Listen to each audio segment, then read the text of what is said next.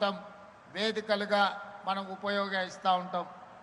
కానీ మిత్రులారా, ఇక్కడున్న యువ మిత్రులు, ముఖ్యంగా మా చదువుకుంటున్న తమ్ముళ్ళు చెల్లెళ్ళు, ఈనాడు స్ఫూర్తిగా తీసుకోవలసింది, ఎక్కడైతే ప్రజా కూడలి ఉందో అది గ్రామంలో కావచ్చు, పట్టణంలో కావచ్చు, నగరంలో కావచ్చు, లేదా ఈరోజు హైదరాబాదు నగర నడిబొడ్డున నక్లెస్ రోడ్డులో కావచ్చు, ఒక పక్కన అంబేద్కర్, మరొక పక్కన జ్యోతిబా పూలే, చౌరస్తాలో శ్రీమతి ఇందిరాగాంధీ గారు, ఆ పక్కన పివి నరసింహారావు గారి విగ్రహాలను మనం ఆవిష్కరించుకున్నాం.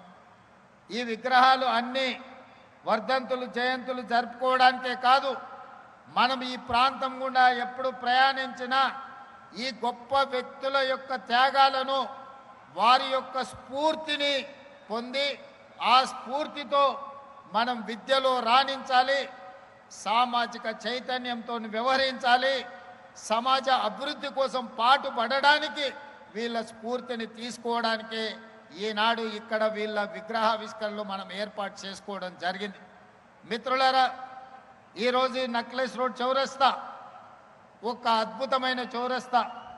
ఇక్కడికి వస్తే కష్టాలలో ఉన్న, సమస్యలలో ఉన్న ఈ చౌరస్తాలో నిలబడితే నిలువెత్తు విగ్రహం డాక్టర్ బాబాసాహెబ్ అంబేద్కర్, అట్టడుగు వర్గాల నుంచి, సమాజ నిర్లక్ష్యాన్ని నుంచి ఈరోజు ఆకాశమంత ఎత్తుకెదిగిన డాక్టర్ బాబాసాహెబ్ అంబేద్కర్ ఈరోజు రాజ్యాంగాన్ని ఇవ్వడమే కాదు, ఓటు హక్కునివ్వడం ద్వారా ఓటునే ఆయుధంగా పాలకులను ఎన్నుకోవడానికి, క్రమశిక్షణ తప్పిన పాలకులను శిక్షించడానికి ఈనాడు ఓటు హక్కు అందించిన గొప్ప ప్రదాత డాక్టర్ బాబాసాహెబ్ అంబేద్కర్ గారు ఇక్కడ ఆవిష్కరించబడ్డారు. అదేవిధంగా సమాజంలో అంటరానితనం, ఆకలి కేకలు, నిరక్షరాస్యత, మూఢనమ్మకాలు, ఆనాటి కాలంలో అసలు చదువు అనేదే అందని సమయం, మహిళ చదువు అనేది ఆలోచనకు ఊహ కూడా అందని సందర్భం. 150-160 సంవత్సరాల క్రితం ఆనాడు జ్యోతిబా పూలే మనలో చైతన్యం రావాలి అనంటే, మన బతుకులు బాగుపడాలి, మన తలరాత మారాలి అంటే చదువు ఒక్కటే ఆయుధంగా మారాలి. చదువుకున్న వాడు ఆదర్శ పురుషుడుగా రాణిస్తాడు, ఆదర్శ మహిళగా రాణిస్తారని గుర్తించి 150-160 సంవత్సరాల క్రితం తను చదువుకోవడమే కాదు, తన సతీమణిని కూడా చదివించడం ద్వారా మహిళకు చదువు ఎంత ముఖ్యమో జ్యోతిబా పూలే మనకు ఒక ఆదర్శ ప్రాయుడుగా నిలబడ్డాడు. 136 సంవత్సరాల క్రితం మరణించిన ఈనాడు కూడా ఈ తరం మనం వారిని ఆదర్శ పురుషుడిగా భావిస్తున్నామంటే సమాజంలో వారు తీసుకొచ్చిన సామాజిక విప్లవాన్ని ఈరోజు మనం గుర్తు చేసుకుంటున్నామంటే ఆయన ఆలోచన ఎంత ముందస్తుగా, ఎంత గొప్పగా వారు ఆలోచన చేసిండ్రో ఇవాళ మనం అర్థం చేసుకోవాల్సిన అవసరం ఉన్నది. అందుకే మిత్రులారా, ఆనాడు జ్యోతిబా పూలే చెప్పిందే 136 సంవత్సరాల తర్వాత ఈరోజు ప్రజాపాలనలో, ఇందిరమ్మ రాజ్యంలో మేము అదే విధానాన్ని, అదే ఆలోచనని ఈరోజు కొనసాగిస్తున్నాం. నేను పలు సందర్భాలలో ఇక్కడున్న మా యువకులకు తెలుసు, చదువు ఒక్కటే మన తలరాతను మారుస్తుంది, చదువు ఒక్కటే మన ఆత్మగౌరవాన్ని నిలబెడుతుంది, చదువు ఒక్కటే సమాజంలో మనకు గుర్తింపునిస్తుంది. మన చదువే మన తల్లిదండ్రులను మన గ్రామంలో, మన పట్టణంలో, మన రాష్ట్రంలో తలెత్తుకొని నిలబడే విధంగా మన తల్లిదండ్రుల గౌరవం పెరుగుతుందని నేను పదే పదే ఈరోజు చెబుతున్నా.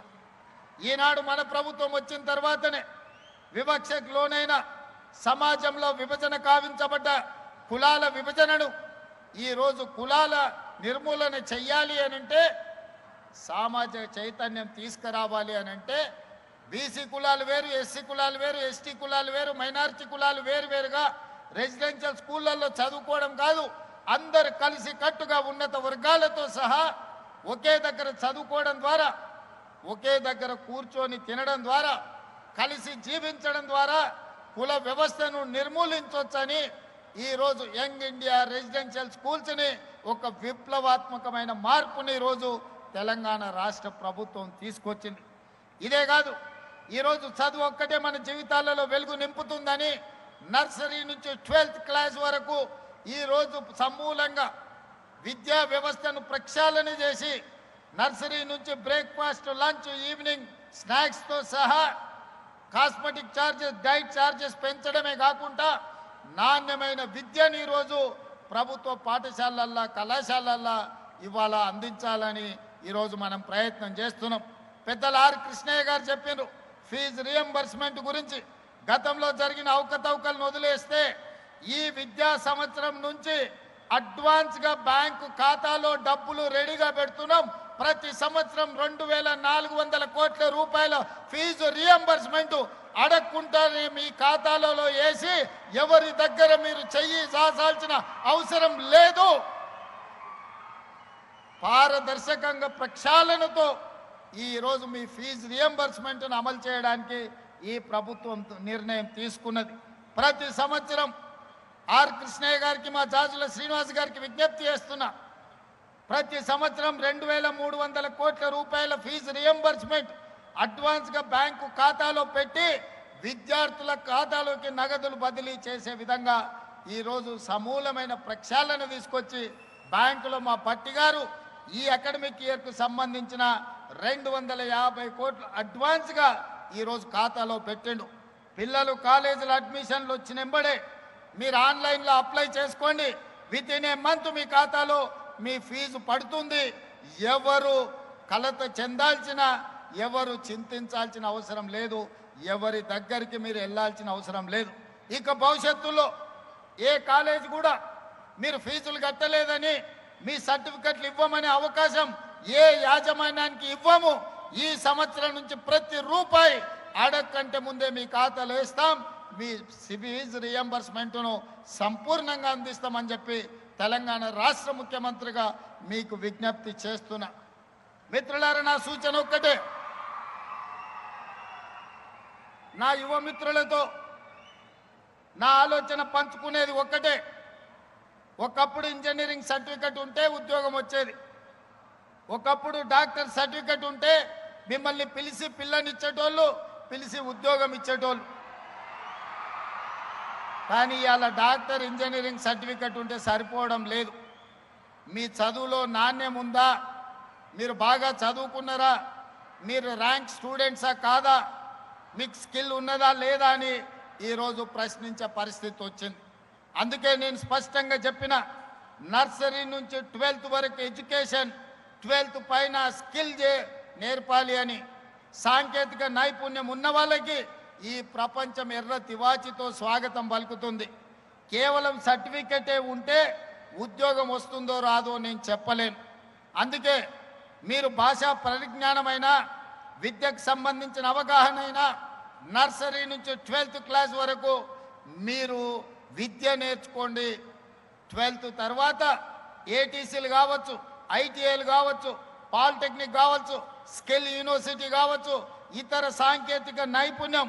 ముఖ్యంగా మా ఆడపిల్లలు ఇక్కడ ఉన్నారు, మీరు నర్సింగ్ చదువుకున్నారంటే 2 లక్షల రూపాయలతోని జర్మనీ, జపాన్, సౌత్ కొరియా లాంటి దేశాలలో మీకు ఉద్యోగాలు ఎదురు చూస్తున్నాయి.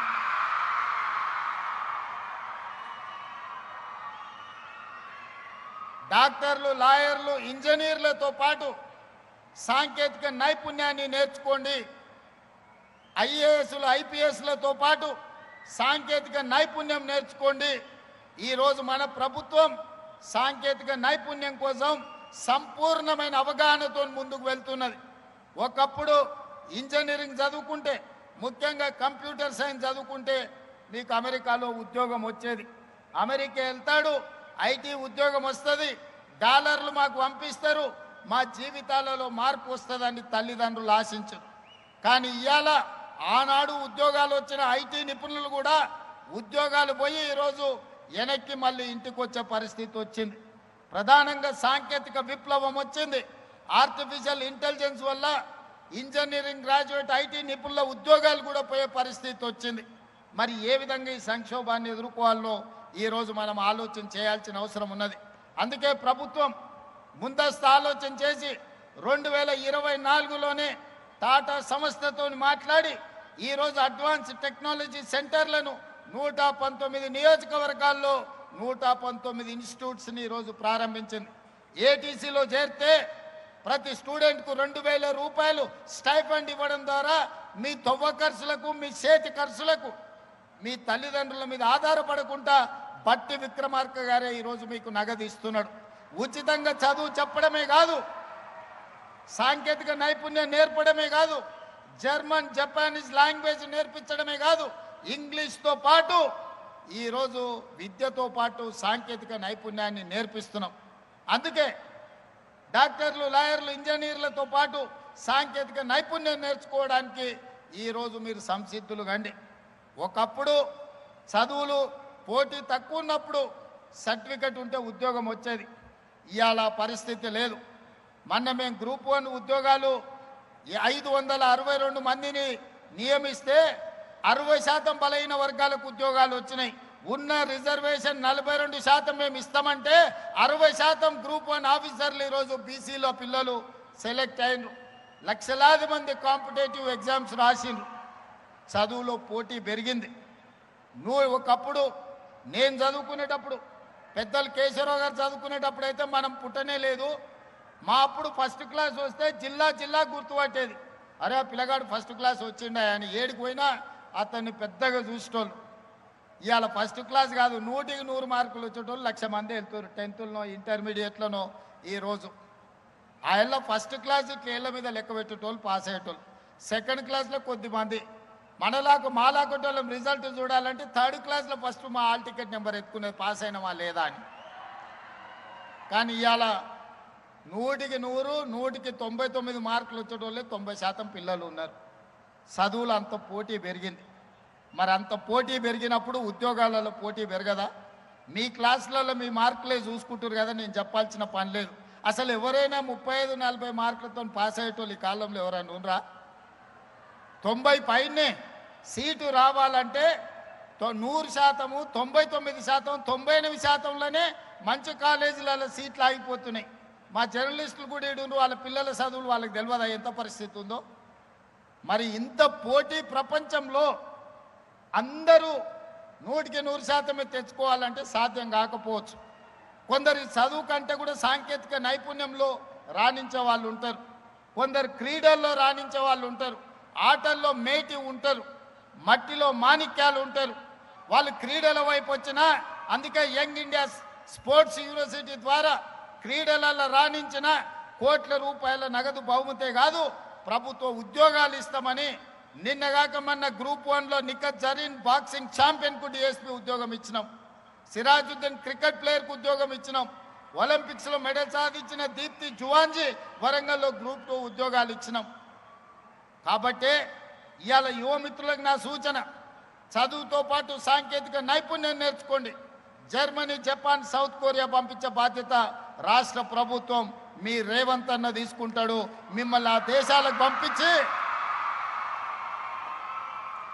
మీ తల్లిదండ్రులు మీ భవిష్యత్తు కోసం ఎంత బాధ్యతాయుతంగా వ్యవహరిస్తారో అంతే బాధ్యతతోని మీ భవిష్యత్తు కోసం నేను ప్రణాళికలు రచిస్తా. మీరు అద్భుతంగా రాణించండి. సాంకేతిక నైపుణ్యంలో జర్మన్, జపాన్, సౌత్ కొరియా లాంటి దేశాలలో మీకు ఉద్యోగాలు ఇప్పించే బాధ్యత నేను తీసుకుంటా. మీరు క్రీడల్లో రాణించండి, రాష్ట్ర స్థాయిలో మెడల్లు సాధించండి, దేశ స్థాయిలో దేశానికి గౌరవాన్ని తీసుకురండి, ఒలింపిక్స్లో మెడల్ తీసుకురండి, ప్రభుత్వ ఉద్యోగాలు ఇచ్చి నగదు నజరానాలు ఇచ్చే బాధ్యత మీరు రేవంత్ అన్న తీసుకుంటాడు. అది నాది జిమ్మేదారి. ఇవాళ చదువుకుంటేనే మన బతుకులు మారుతాయి, చదువుకుంటేనే మన తలరాత మారుతుంది. సాంకేతిక నైపుణ్యం ఉంటేనే ఉద్యోగ ఉపాధి అవకాశాలు వస్తాయి. అవకాశాలు అందిపుచ్చుకోవాలి, అవకాశాల కోసం పోటీ పడాలి. మన ప్రభుత్వం అమలు చేస్తున్న సంక్షేమం కావచ్చు, అభివృద్ధి కావచ్చు, సామాజిక చైతన్యంతో తీసుకుంటున్న విప్లవాత్మకమైన ప్రభుత్వ నిర్ణయాలు కావచ్చు. ఆనాడు 40 సంవత్సరాలు కృష్ణ మాదిగ ఎస్సీ కులాల వర్గీకరణ కోసం కొట్లాడాడు. మాదిగ ఉపకులాల కోసం దేశం మొత్తం పోరాటం చేశారు. 30-40 సంవత్సరాలు ఎవ్వరు అమలు చేయలే.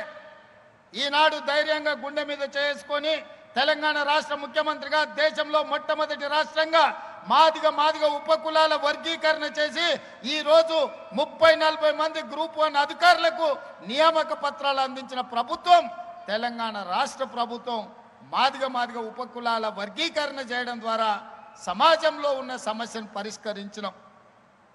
కులగణన ఈ దేశంలో గొర్రెలకు లెక్కుంది, బర్రెలకు లెక్కుంది, కోళ్ళకు లెక్కుంది, కుక్క పిల్లలకు లెక్కుంది, చాప పిల్లలకు కూడా లెక్కుంది. కానీ మా బలైన వర్గాలకు లెక్క లేదు. 100 సంవత్సరాల నుంచి ఎవరు లెక్క కట్టాలన్న ఆలోచన చేయలే. ఆలోచన చేసిన ధైర్యం చేయలేదు ఎవరు బలైన వర్గాలను లెక్కించడానికి. 1931లో బ్రిటిష్ రాజులు చేస్తే 100 ఏళ్ళే మళ్ళీ ఎవరు చేయలే. కానీ ఈనాడు మా మిత్రుడు మహేష్ కుమార్ గౌడ్ గారు, మా సోదరుడు బట్టి విక్రమార్క గారు, నేను కలిసి పొన్నం ప్రభాకర్ గారి అధ్యక్షతన ఈ దేశంలోనే మొట్టమొదటి రాష్ట్రం తెలంగాణ రాష్ట్రం జనగణన చేసి బలైన వర్గాల లెక్క తేల్చి మీరు ఎంతమంది ఉన్నారో, మీరు ఎంత భాగస్వామ్యం మీకు ఇవ్వాలో లెక్కలు తేల్చి ఈరోజు కేంద్ర ప్రభుత్వానికి సవాలు విసిరిన ప్రభుత్వం ఈ తెలంగాణ రాష్ట్రంలో ఉంది. మీ రేవంత్ అన్నగా నేను మీకోసం చేసి పెట్టిన ఈరోజు ఫిబ్రవరి 2024 నాడు మొదలుపెట్టి ఫిబ్రవరి 2025 నాటికి సంవత్సరం తిరిగే లోపల లెక్కలు మొత్తం లెక్క పెట్టి ఫిబ్రవరి 4ను సామాజిక సోషల్ జస్టిస్ డేగా ఈరోజు తెలంగాణ రాష్ట్ర ప్రభుత్వం జరుపుకుంటుంది. సోదరులారా, వేదిక మీద ఉన్న మిత్రులందరికీ తెలుసు, జాజుల శ్రీనివాస్ గౌడ్ గారికి చాలా వివరంగా తెలుసు ఎన్ని ఒత్తిళ్లు వచ్చినాయో, ఏ పరిస్థితుల్లో తప్పు జరగకుండా కోర్టుల ముందు నిరంజన్ గారు ఉన్నారు ఇక్కడే, బీసీ కమిషన్ చైర్పర్సన్, కోర్టులో పిటిషన్లు వేసినోళ్ళు, లిటిగేషన్లు పెట్టినోళ్ళు, ముందుకు వద్దన్నోళ్ళు, శాపనార్థాలు పెట్టినోళ్ళు, కులగణన జనగణనలో భాగస్వామ్యం చెయ్యనోళ్ళు, మాజీ ముఖ్యమంత్రి మాజీ మంత్రులు చేసినోళ్ళు ఈ జనగణ బీసీ కులగణలో పాల్గొనలే. వాళ్ళు లెక్కలకే రాలే. ఎందుకంటే లెక్క పెడితే వాళ్ళు ఎంతమంది ఉన్నారో తెలుస్తుంది, వాళ్ళకి ఎన్ని పదవులు ఇచ్చినారో తెలుస్తుందని లెక్కలోనే వాళ్ళు లైన్లో నిలబడలేదు. అయినా వాళ్ళు అసెంబ్లీలో వ్యతిరేకించిన చట్టపరంగా కమిషన్ నియమించి చట్టపరంగా అన్ని నిబంధనలు అమలు చేసి ఈరోజు దేశంలోనే మొట్టమొదటి రాష్ట్రంగా బలహీన వర్గాల లెక్కలు తేల్చిన రాష్ట్రం తెలంగాణ రాష్ట్రం. మనమే మొదటి రాష్ట్రం, మనమే చివరి రాష్ట్రం. ఇన్ని గొప్పలు చెప్పే ప్రధానమంత్రి గారు గుజరాత్లో కూడా చెయ్యలేదు. ఈరోజు భారత